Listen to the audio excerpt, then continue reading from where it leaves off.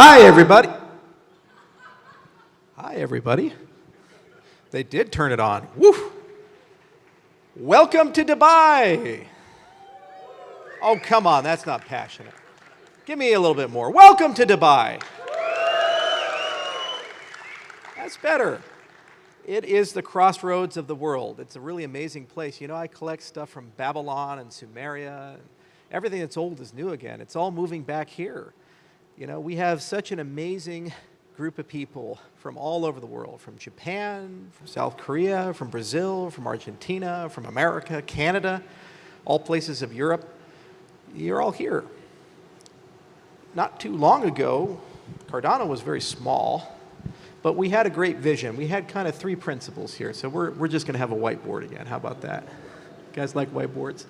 So we had this idea of a third-generation cryptocurrency. And there was this concept of scalability. We cared a lot about it. Second, we had this concept of governance or sustainability, on-chain governance. And the third idea was interoperability. So if you think about what we've achieved over the last 7 years, 193 papers, millions of lines of code, massive international movement, so many people building, so many people excited to participate, all these billions of transactions, millions of currencies, NFTs and other things issued on chain, hundreds of dApps, many of which you get to see right over there. It's pretty remarkable, and we're just getting started. When you look at scale, we have all these cool things that are either being incubated or already reached mainnet. So there's people from the Hydra project here. And Hydra is coming along. It's an amazing piece of technology to be a middleware in every single dApp that matters, to allow us to scale. We have amazing things like BLS support that's coming in with Plutus 3. 15 plus crypto primitives are being added. That gives you the ability to add rollups, all kinds of cool zero-knowledge structures, things like that. A lot of you know and love input endorsers. Huge amount of research is being done with input endorsers.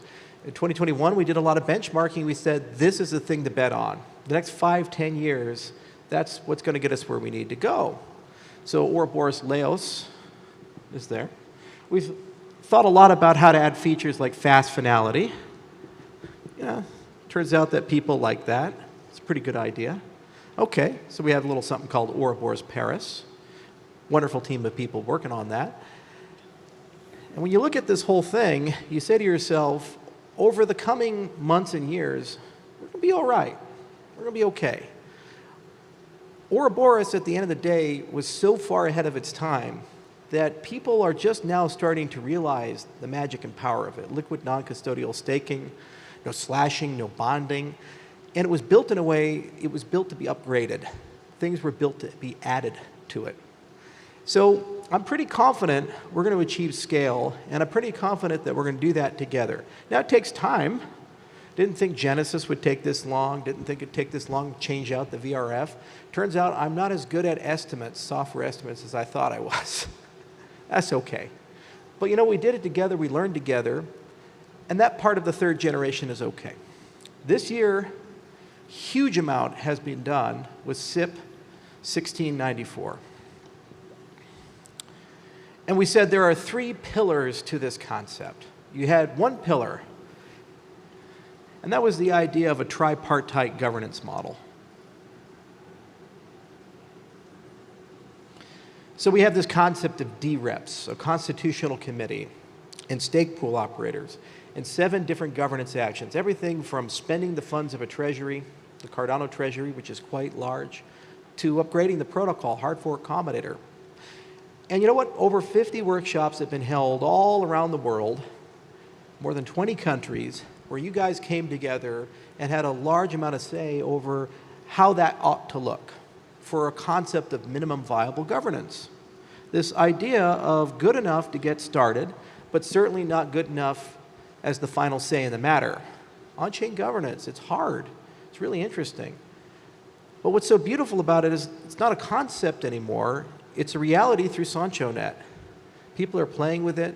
They're experimenting with it just like they did with the Plutus Pioneer program, just like they did with the stake pool pioneer programs, the incentivized test net, these types of things. It'll get done in one way or another. Might not look exactly the way that everybody thought, might look that way. The point is that just like scalability, it's no longer a question of can we do this, we'll figure out a way to get good on-chain governance. B was institutions. Turns out that the things around cryptocurrencies are incredibly hard. There's a lot of moving pieces to them.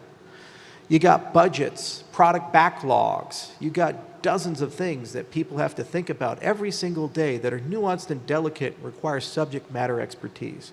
They require people to deeply understand not only the technology, but things like the economics behind the technology, the design decisions behind the technology.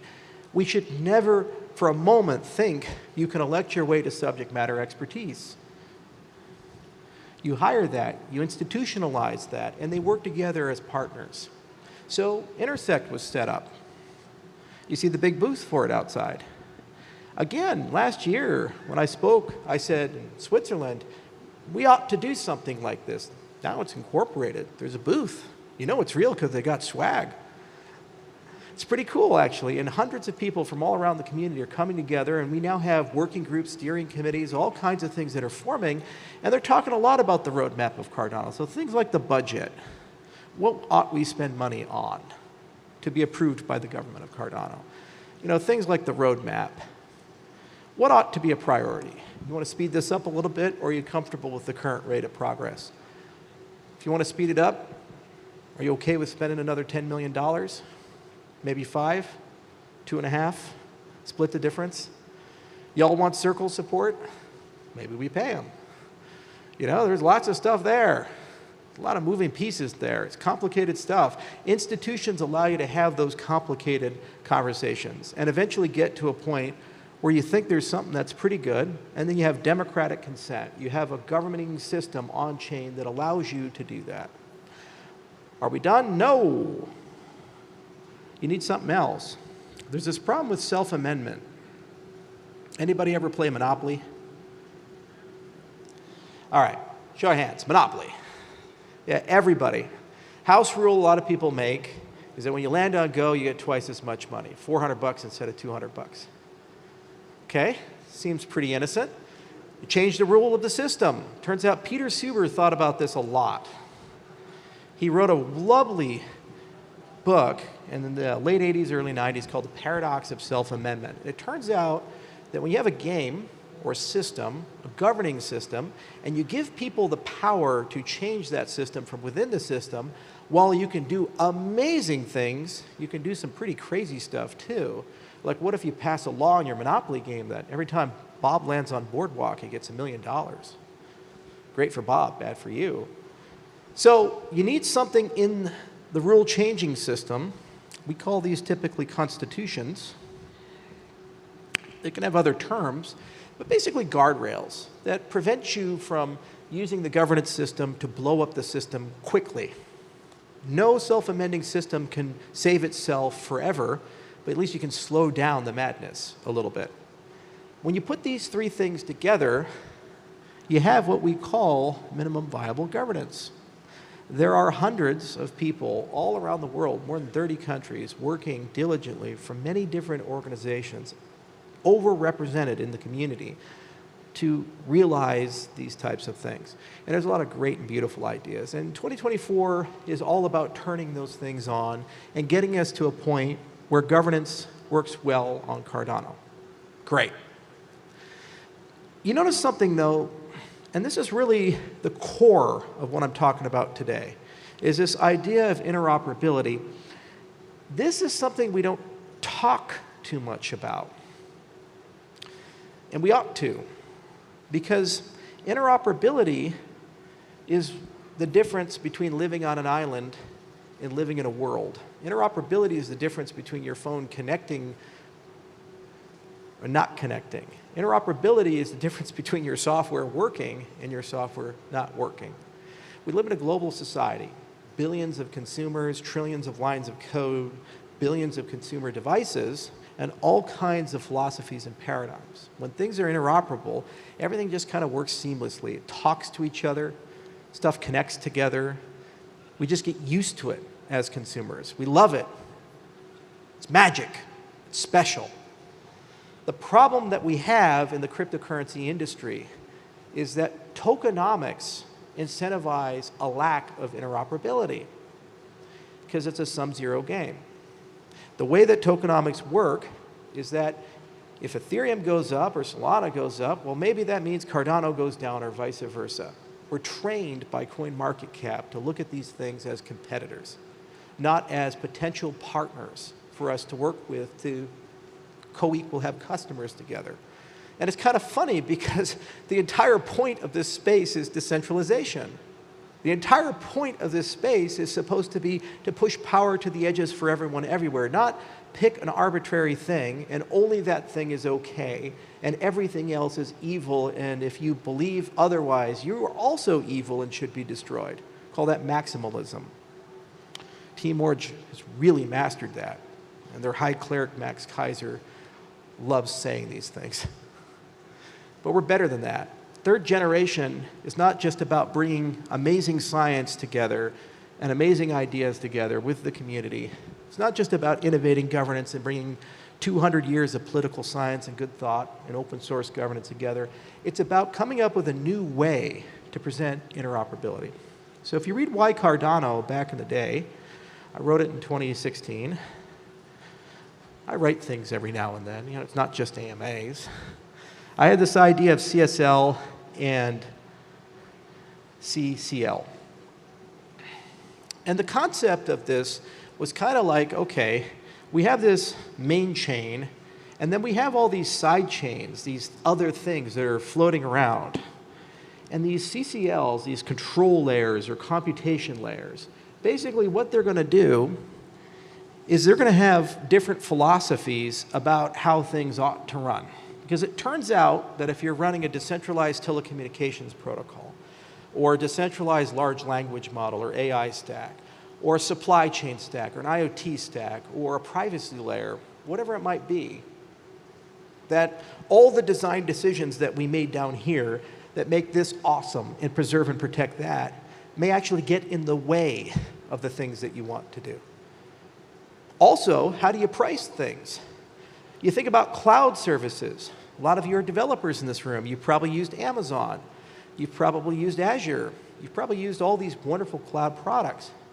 How traumatic would it be to your business that you wake up and suddenly your business, your hosting costs are 3 times more expensive, 5 times more expensive, and the next day they're half price? You have no consistency or predictability. Would the world work well? Would you make profits? Could you even look at your investors in the face and say, oh yeah, don't worry about it, here's our financial projection? It's chaos. So the problem is that if you overload your base layer of your system, you're not in essence going to be able to service the needs of a global economy that's diverse, heterogeneous, and complex. We knew this, and because we're Cardano, we knew this before the other people did. We wrote that down in 2016. We said, hey, this is a problem. We need to solve that. So we saved the best for last. We solved governance and scale. We know what to do as a community. We're going to get it done. 1,000 conversations. I'm not worried about it. But now let's solve interoperability, and let's teach the rest of the space how to do that well. So true to form, we had lots of teams of people working diligently every single day to try to explore how to build some notion of a sidechain ecosystem. We started with the OG of sidechains, Blockstream.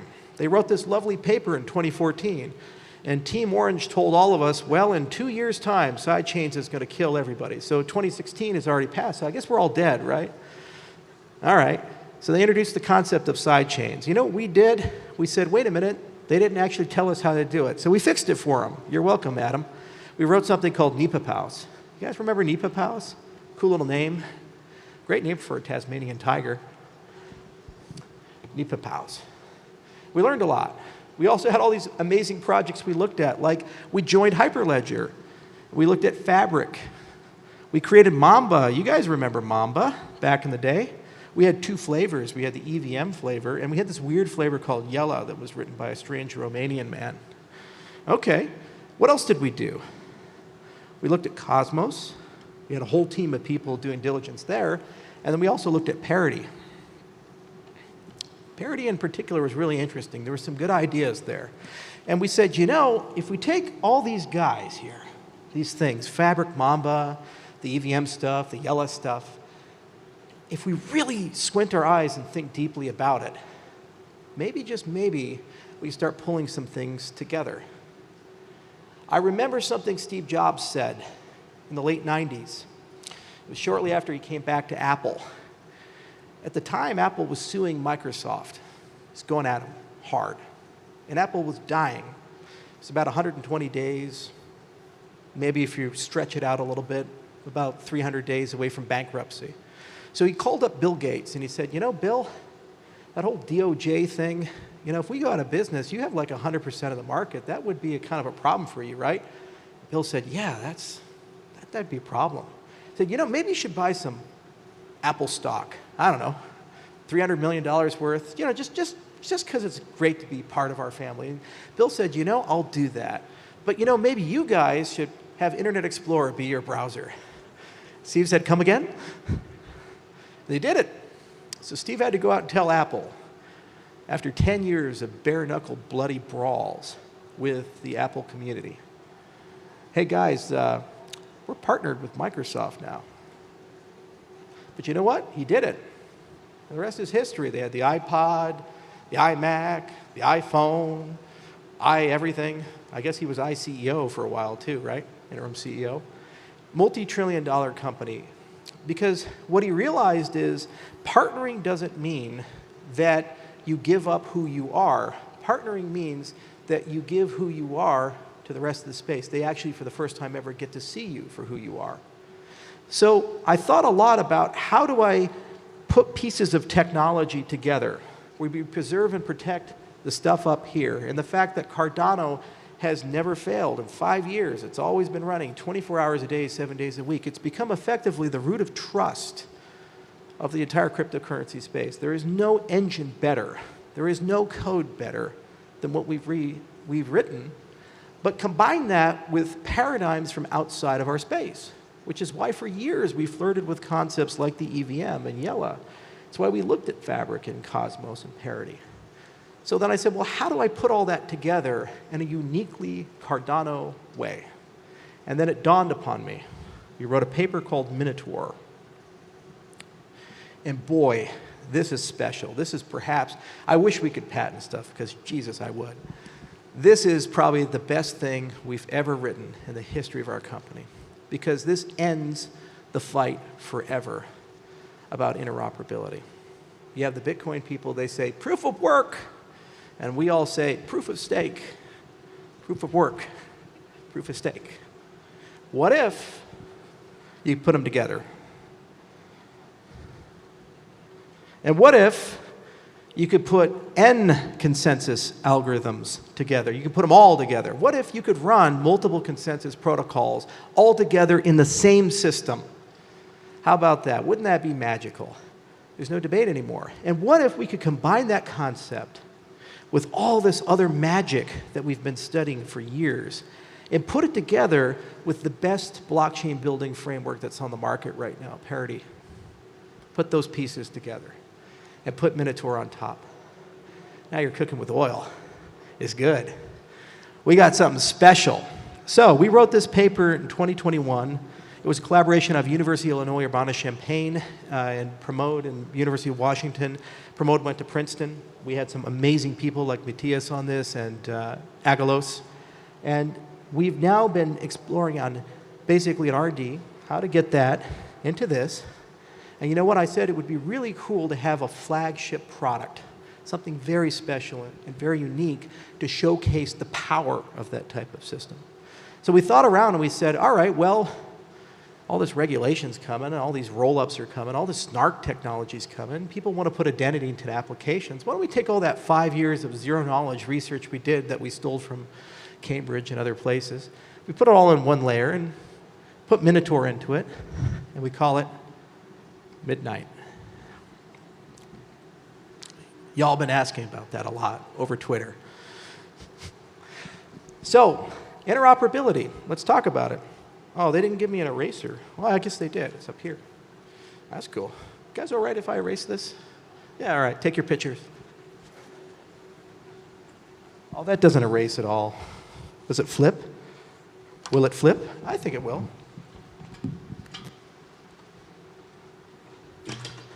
Ah, ingenuity. All right. Let's talk about partner chains. First off, let's change some names. We called originally Cardano the Cardano settlement layer. So let's call it now the CASL, because we just keep changing stuff, right? Cardano assets and settlement layer. Great. And instead of calling these things control or computation layers, let's call them CSLs. The new CSL. So much better than the old one. Cardano service layers. So basically, interoperability, if you're really clever and you're really smart, what you do is you have a blockchain building framework. So we'll call it the Cardano Partner Chain Framework, the CPS. And what this framework does is it'll have Minotaur built under the hood, and that framework will give you the ability to have multi-resource consensus. So the SPOs here, what they can do is they can provide security to these chains, almost like a layer 2.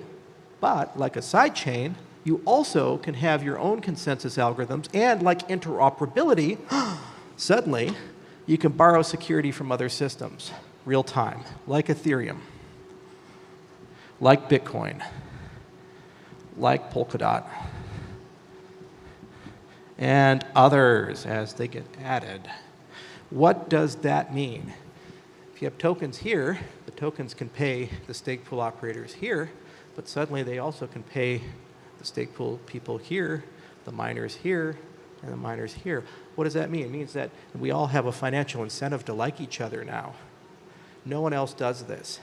See, the problem with all these frameworks, the way they're written, whether it be Cosmos or Parity, you check in, but you can't check out. You're stuck. You're locked into it. When you have a system like this, and you can change your consensus on the fly, what that means is if you don't like Ethereum anymore, if Vitalik said some weird stuff or something, you just get rid of it. Yeah. Bitcoin, I'm now an environmentalist. I hate mining. Yeah, there we go. And you just add other shit, right? Maybe you're just Cardano maxi, and you're like, we just love Cardano so much, so we're just going to do that. And, and maybe, just maybe, Cardano really pissed you off. I tweeted something you really don't like. Often do that. Come on, let's be honest. Yeah, you maybe just go to proof of work. You just go down that road or something like that and leave. The ecosystem on the service layer gets the freedom to decide that. They have the freedom of movement because that's what interoperability should be about. Standards and freedom liberate you to do what's best for your projects. They liberate you to think about what's best for these things. Now, if you add this with one other clever innovation, a dual token model, then what you can do is start exploring something really clever and cool. You can treat the token that's on the side chain, the service layer, the partner chain. I promise you we'll unify the language one day. They're partner chains. As your resource. And you can start talking about different monetary policies that give you predictable pricing. So suddenly you don't wake up with a 3x or 5x in your operational cost for that service, whether it be a privacy chain or a decentralized large language model or a nameless decentralized telecommunication company, which may or may not be here. Quiet you. You can have a resource for that. It's great. It's magic. But you also can have, as a Cardano native asset on the main chain, the thing that controls governance, maintenance, consensus, these types of things. So that can follow deflationary policy, for example, like Cardano does, Bitcoin does, or others.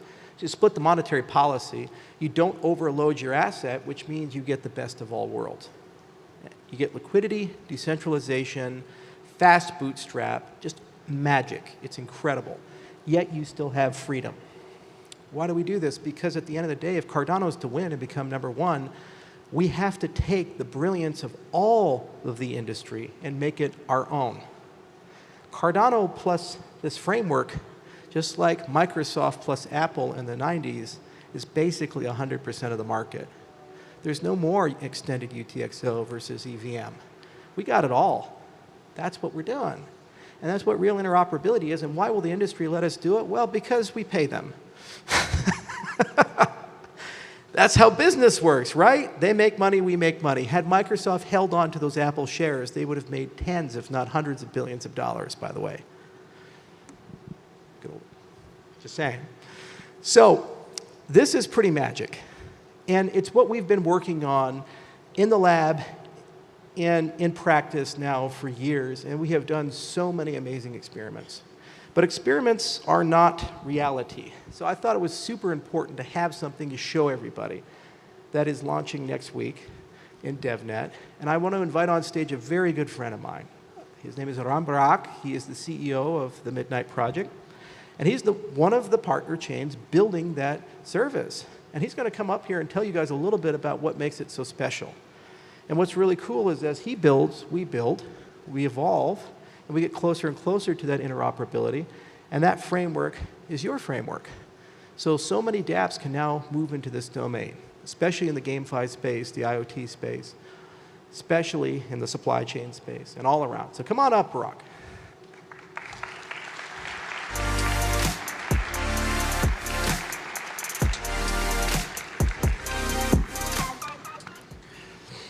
Thank you, Charles. Very excited to be here. I see a lot of friends. I hope you're friends. Midnight is a fourth-generation blockchain network. We focus on data protection. What does that mean? Well, we use zero-knowledge technology to protect data and metadata. We have a shielded ledger that allows you to put confidential information on-chain. But we also have an unshielded ledger that allows you to put public information on-chain. That means you can mix both private and public information together, giving you selective disclosure. But protecting data is not enough. You want to also protect metadata. So we got a shielded token, you probably heard of it, called Dust, that allows you to transact with privacy. But we all know that shielded tokens sometimes have a challenge getting to liquidity. So we actually have a second token, an unshielded token, to provide network liquidity and security. Together, working those in hybrid as well as dual tokenomics, you can get various use cases as well as multiple paths to ensure that you are both compliant with regulatory requirement and have the best of both worlds. But we knew that having a great blockchain is not going to be enough. There's a matter of adoption. So we talked with enterprises about what makes them happy to get deployed and working and building apps on a blockchain. Well, we've added capability to give you SLA. You can guarantee capacity and always know that you have access to the resources. We have the ability to provide price predictability, so you can budget and know how much it's going to cost to run an application on this infrastructure next year. And that means also that you can have a gas station that is not just an ad hoc conversion from fiat to tokens, but can give you a rate card.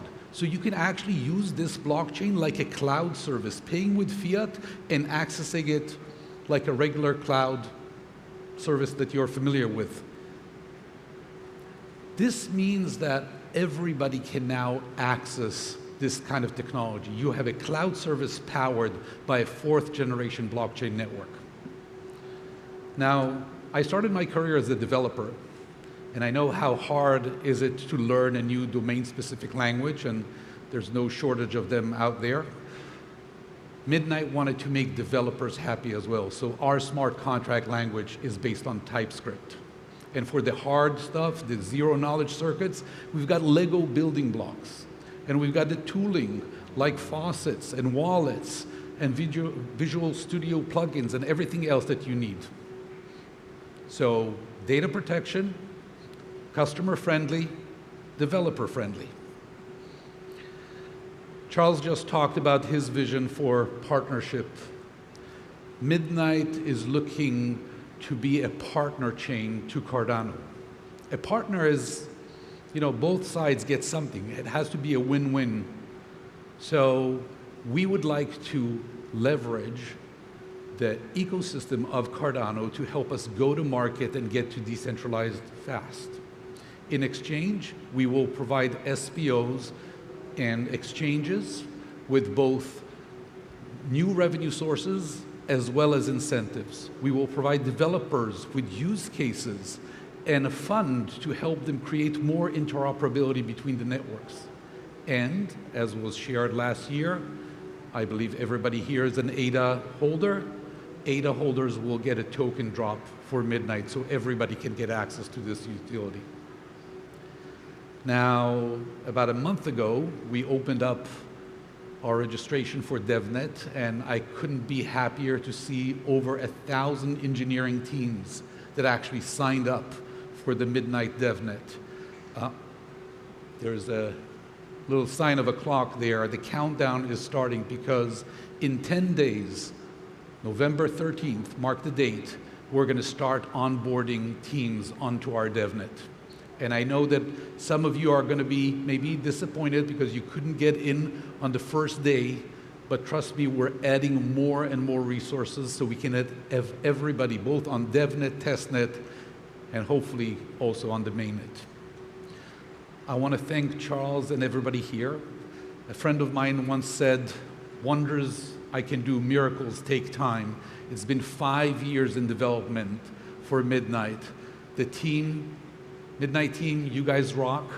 Cardano family, thank you for having us. We look to partnering with you, and if you see me in the next 2 days, please come say hi. We'd love to hear from you and make this a win-win for all of us. Thank you.